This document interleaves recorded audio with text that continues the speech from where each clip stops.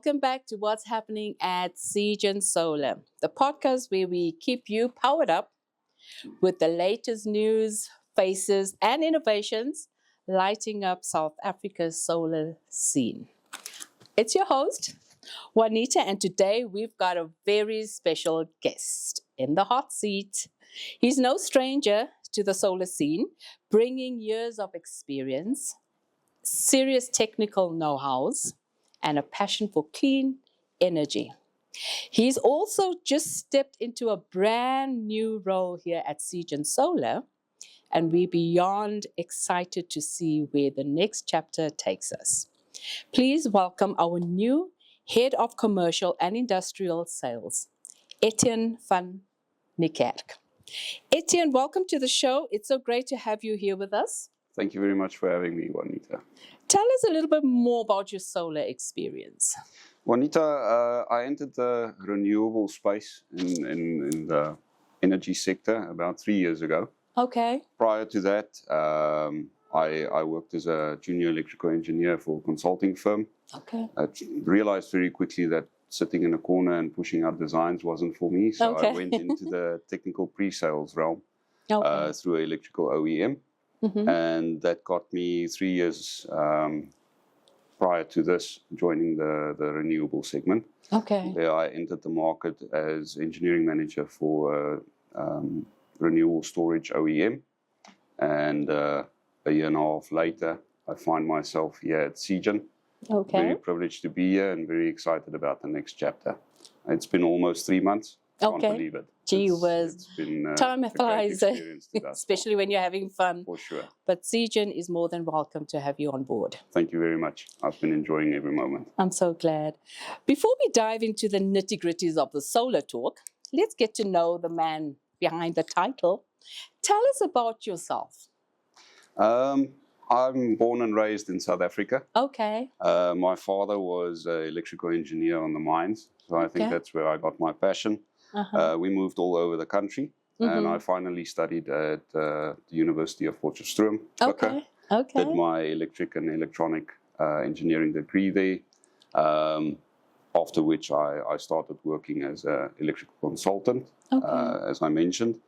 And I've been enjoying every moment. I've got a passion for technical sales, really seeing customers through the entire life cycle of their projects and really providing them with fit for purpose solution at the end of the day. Okay. I've got a passion for managing teams. Okay. And then today where I sit here, I'm married to a lovely wife. And sorry guys, he's married. and we have 2 beautiful girls together. The youngest is 4 years old, and the eldest is 6 years, going on 60. Oh, going on 60. Yes, definitely. Yes, we've got our hands full at home. Yes, I'm sure you do. So it doesn't just end here. Homework at home as well. I've been forewarned. Oh, well, at least you got the info beforehand. I love that. And now that you're officially part of Ettienne Solar family, welcome on board. Thank you. As we all know, South Africa's energy landscape is changing fast, like very fast. Ongoing rate increases continue to pose challenges, and more businesses are turning to solar to secure their energy future. From your perspective, what's the current state of the commercial solar in South Africa? That's a very good question. In one word, I would say the current emotions in the industry can be summarized as nervous. Okay. You mentioned it correctly. There's tariff wars ongoing. Scarce minerals and so forth is always front of mind. And then energy security, especially in our country, is a big topic. Absolutely. SSEG registrations have come to the fore now as well, where end users are not exactly certain as to how they proceed once the installations have been completed, so that they comply to the regulations of our country. I'm excited though. Okay. The businesses, specifically the C&I sector, is seeing what's the word I'm looking for? They seeing the real return on investments that's actionable or achievable now within 4 to 5 years typically, with the prices that have come down so drastically on storage and panels and the rest of the system. So there's definitely movement in the market, but the sales game itself has totally changed. You can't be selling on load shedding alone anymore. It used to fall in your lap just for energy security. But these days you have to really advise the customer with regards to the best tech for the problem that they want to solve. Also focusing on the return on investment at the end of the day and the true benefit of the holistic system slotting into their business. Absolutely. Okay. And when it comes to installing and maintaining commercial systems, what would you say are the biggest technical challenges out there?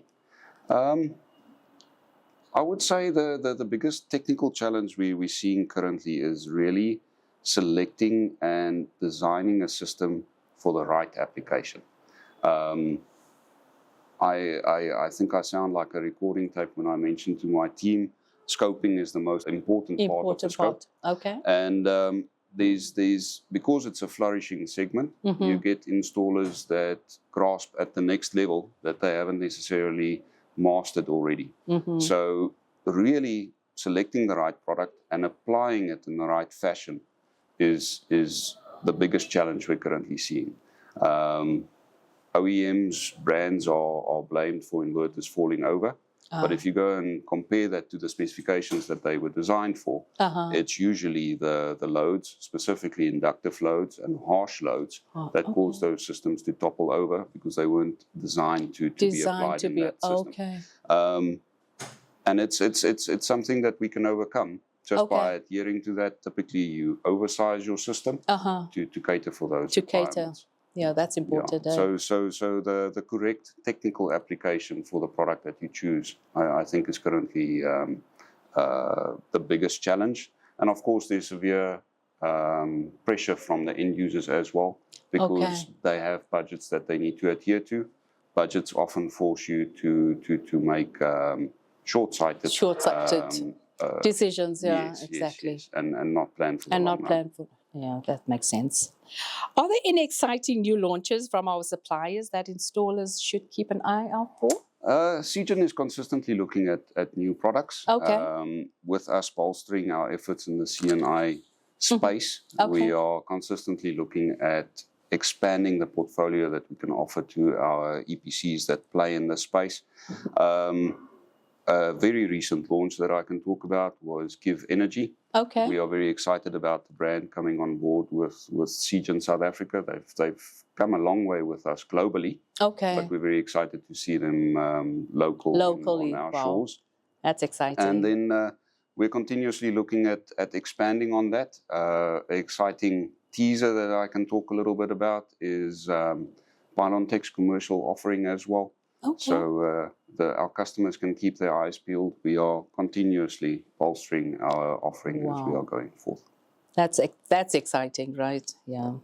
For our commercial listeners out there, what does Seagen Solar offer to businesses?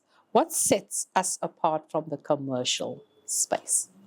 I would say what we are all about at the end of the day is being a trusted partner to our customers.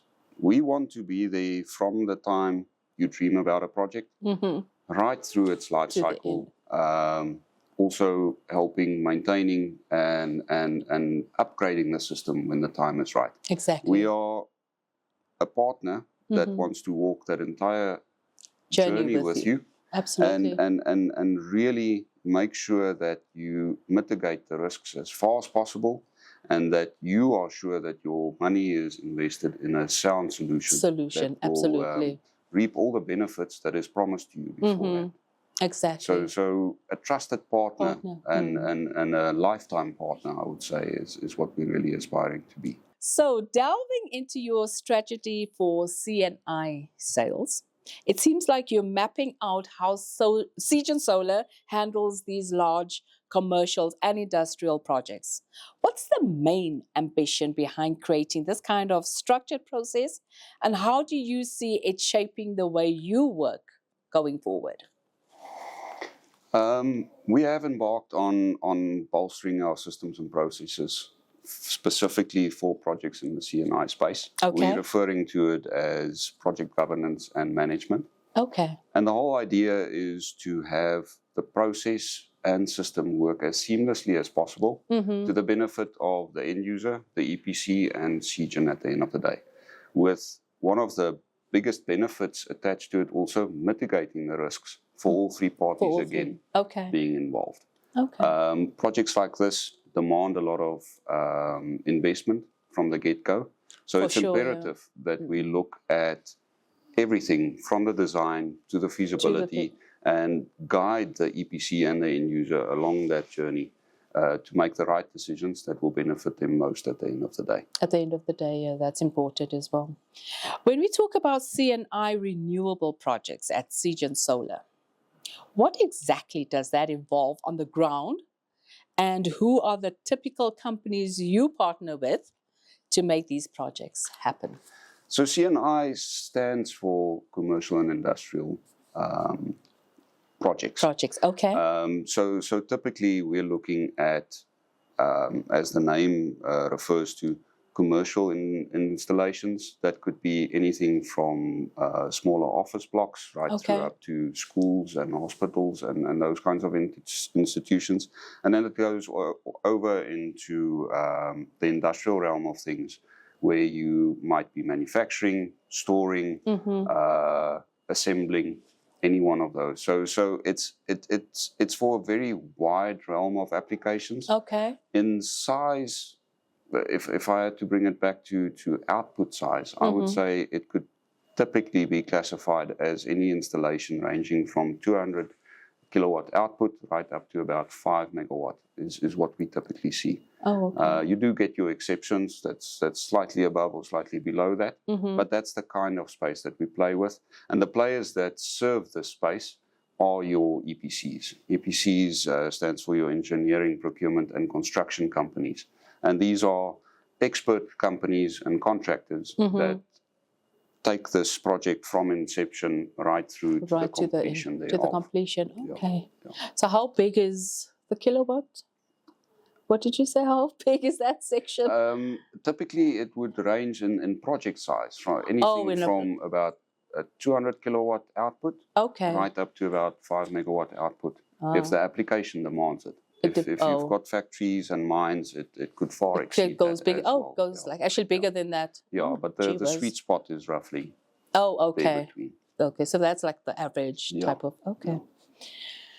The strategy highlights that CGEN Solar provides a range of services. Beyond just supplying the equipment, could you elaborate a bit on the kind of technical support you offer, both before a project kicks off and after it's up and running? How does this support add value for your partners?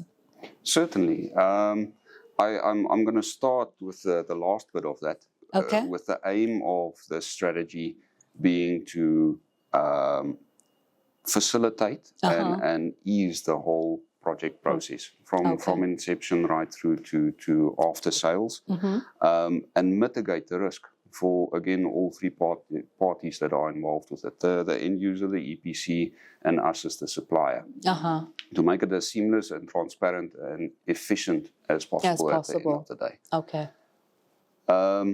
By having started at the end, I forgot the first part of your question there.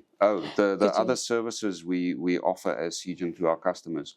So we talked about wanting to be involved with the project from the time a customer dreams of it. That's really when we want to get involved. Okay. We primarily look after EPCs. EPC stands for what again? Engineering, procurement, and construction companies. There we go. And I'm going to mention it later a couple of times. That's the whole process that we latched on to. Okay. But we want to be involved with the pre-feasibility stage. We want to be involved with facilitating the site visits. Making sure that we identify risks, opportunities, and also that we're part of optimizing the design at the end of the day. Okay. As a C&I team serving within CGEN, we are all about fit-for-purpose solution, because it's a long-term relationship, and it's a journey that all of us are embarking on together. So from really optimizing the design, it goes through to the procurement stage, of course, where we will be able to facilitate that more efficiently because we know now the in-depth details of the project. And you already mentioned, then it comes to, if we are lucky enough to be awarded the project to providing the kit to the client and the EPC for installation, but it doesn't stop there. From a post-sales perspective, we are also available for remote support, on-site commissioning support. And after the system is live and running, we're not leaving your side yet. We're staying around for any post-sales situations that might occur, be it optimizing the system, firmware upgrades, or events like nature does throw at us, lightning strikes and all of these kinds of occurrences, where we can facilitate the speedy recovery of your system and return it to optimal performing measures again. Gee whiz, great service there, I tell you guys. Thank you. You're welcome. It seems like your process for managing these projects has several key stages.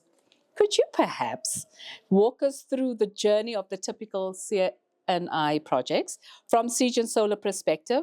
What are some of the most important steps along the way? Okay. I anticipated this question. That's why I said I'll mention the name again. The clients that we serve primarily, EPCs, their process is already embedded in their name. It's about engineering, procurement, and construction. 3 distinct phases, which have 3 distinct steps and processes involved with all of them. By the names itself, it's quite logical what they are following.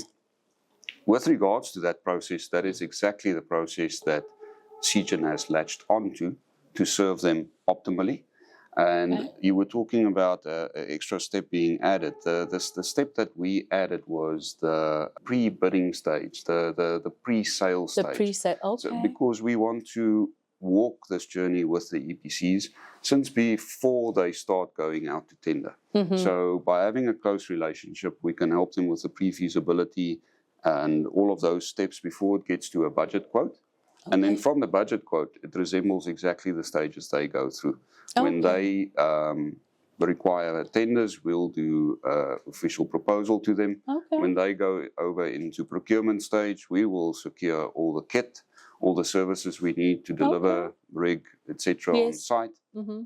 And again, with their construction phase, that's where we go into our commissioning phase to help them with on-site commissioning support. Your strategy refers to catering to 3 different types of solutions, right? So it's the complex, the light, and template. Could you explain the main differences between these? For sure. I'm glad you brought that up. As Siegen, we know that it's a complex process that goes into delivering these projects. But due to the nature of the kinds of projects that come across our table, we are able to differentiate between these projects in terms of its complexity. To make sure that the client that wants the least complex kind of project is not hindered by any unnecessary red tape. So to break it down from the most, or from the simple project right through to the most complex that we cater for, we start with a templated project.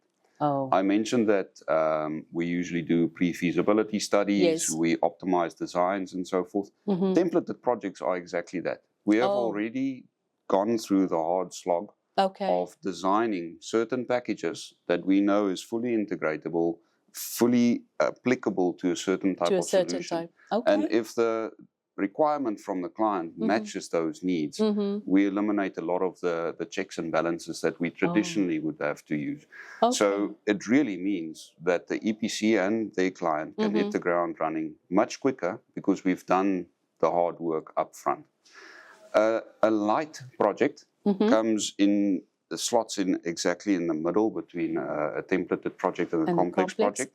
That is where the customer would need some tweaks to the templated projects that we already have done, or certain additions. We might have developed a block of a system, and they might need 2 or 3 of that in parallel, and we can very easily go and slot that into next to each other. Make sure, again, there's a bit more engineering up front now required, but we building on what we already did with the template projects. So we build on that. A bit more checks and balances than the template, but still much more efficient than going through all the hoops that one would usually need to do for projects of this type. And then light projects are limited to remote support only. That's where the client is saying to us, we're very competent and comfortable with installing this certain type of solution. We might need your help to dial in remotely to quickly help us verify the settings that we've adjusted and to help us switch on and make sure that everything is in good working order. And then we get to the beast. The beast. You call it the beast? Yeah, the complex projects. That is really niche projects. That's where the customer is coming in, wanting to bolster his power security with loads that is also harsh in nature. Here I'm talking about pump stations, factories, engineering shops where you've got welding and all sorts of other activities going on. We need to have an in-depth look at the power quality, or the right word is the power quality logs of that facility. And we need to put together a unique solution for them. And there is already where it's starting to differentiate itself from a light project, and it doesn't stop there. Here we are talking about your larger sizes of projects. So we're talking about a lot of made-to-order components that will be ordered.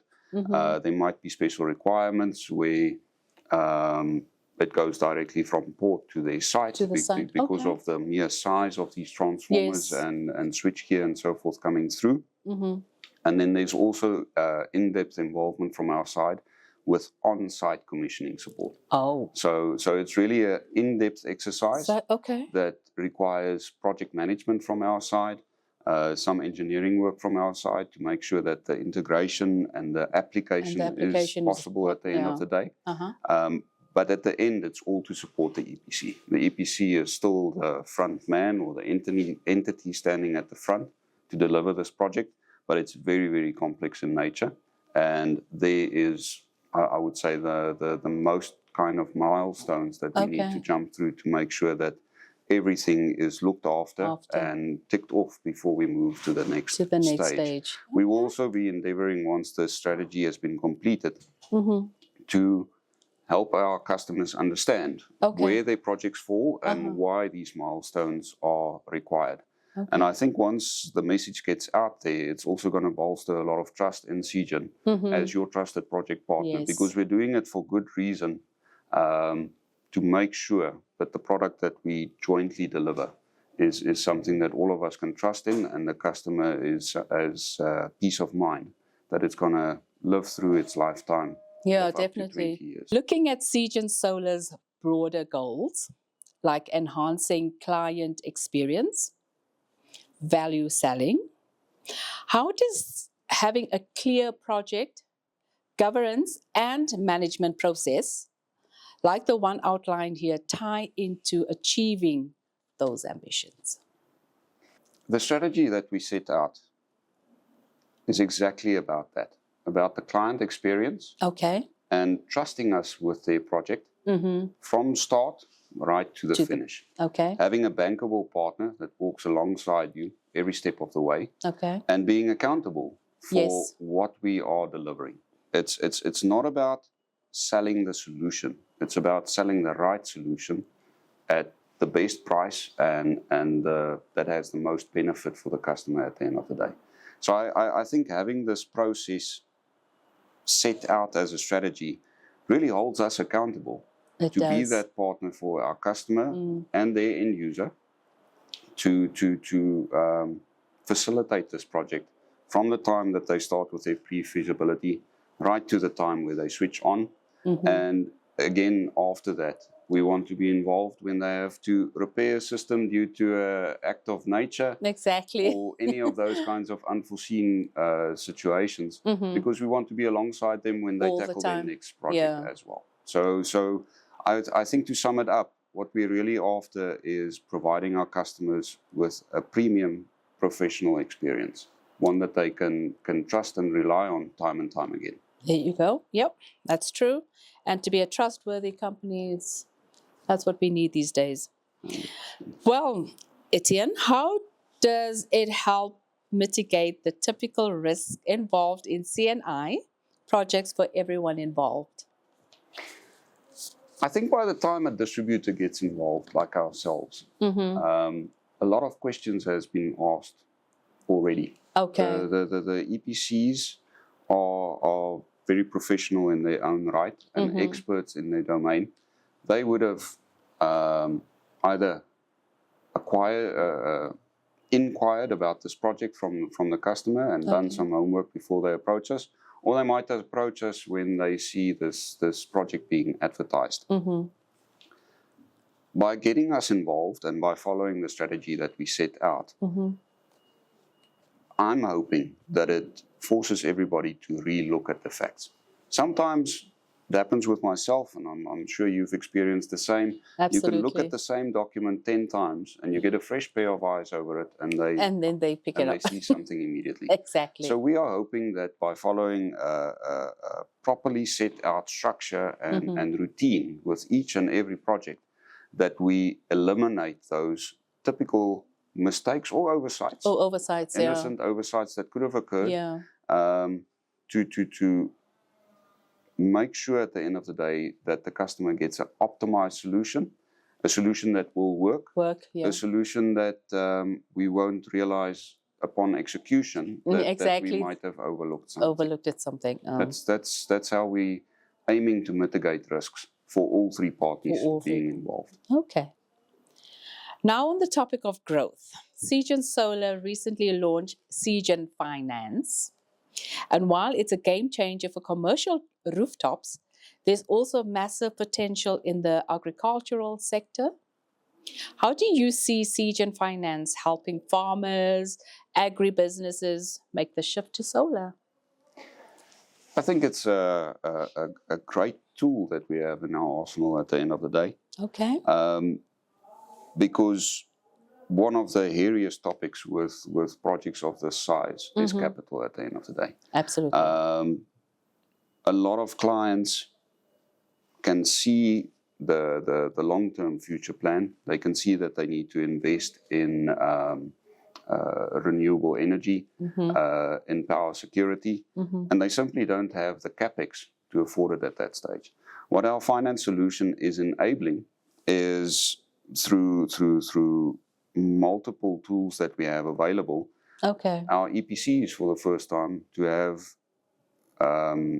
bridging finance available. Okay. Whilst they have to undergo immense costs to get the products, they still haven't been paid by the end user because they haven't completed the project as such. So it can facilitate that gap and make approaching this domain more feasible for EPCs that's in the market that, like most businesses, we know have cash flow constraints. Yeah. For farmers in the agricultural sector specifically, it's also a great facility to have all of a sudden, because what they can look at now is not necessarily expenditure of millions of rands, but rather a rental over a few years. And from there on, there's multiple options with regards to how the EPC chooses to approach it. But for the farmer, it's a monthly expense that really gets classified as operational costs and no upfront capital expenditure from his side. So it makes it feasible for everybody that has identified this requirement in their businesses, whether it be from C&I right through to the agricultural sector, to obtain it. It's something really amazing that I hope a lot of people make use of to secure their power at the end of the day. Yeah, that's absolutely true. From your experience, how important is access to finance when it comes to kicking off large-scale projects? It's critical. Okay, I'm sure it is. I have seen too many projects that go through the whole process, only to be halted by a lack of capex. I think that's the right space to stop it at. There's not an or in that sentence. If you don't have capital, you can't lay out the project. Money so talks, right? by having that vehicle that can facilitate the solution being brought to your site without having to see that on your bank balance at the end of the day, but only as a rental option or rent to own kind of an option, it makes it much more tolerable for businesses in South Africa to get that benefit. Definitely. Get that benefit. Ettienne, thank you so much for joining us today. It's been such a pleasure having you on the show. It's been a real pleasure and great fun. Thank you for having me. Did you enjoy yourself, and did you enjoy answering all the questions? Very difficult questions, but a very stimulating discussion. Yes, absolutely. And it was such informative and very interesting as well to learn all these sites and projects and the masterpiece and the, what you call them, the light and the complex, yes, and the beast. Solutions. Yes. That's it. Yes. And thank you to our listeners for tuning in. Catch us next time on What's Happening at Seagen. Until then, stay sunny, I hope. Stay inspired and keep driving solar forward.